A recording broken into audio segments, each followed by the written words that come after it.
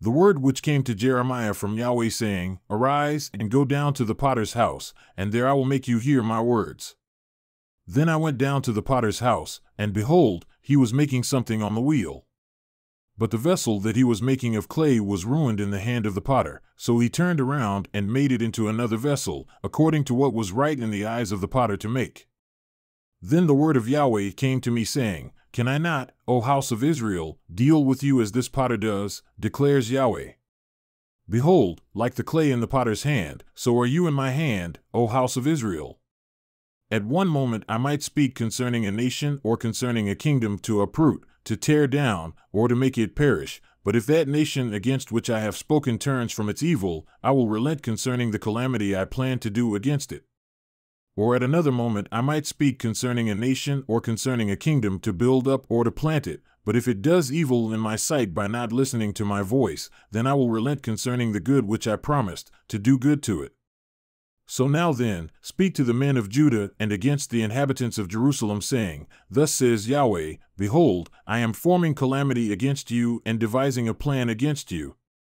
O turn back, each of you from his evil way, and do good in your ways and your deeds. But they will say, It's hopeless.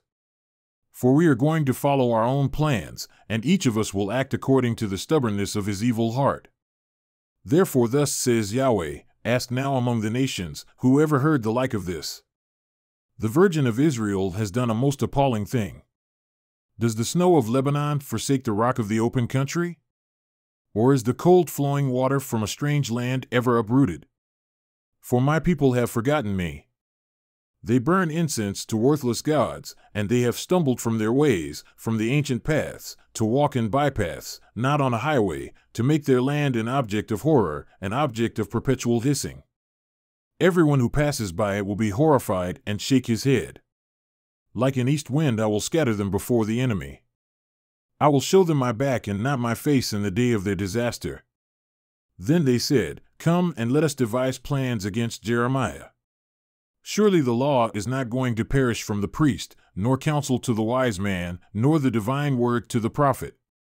Come on and let us strike at him with our tongue, and let us give no heed to any of his words. Do give heed to me, O Yahweh, and listen to the voice of those who contend against me. Should good be repaid with evil? For they have dug a pit for me.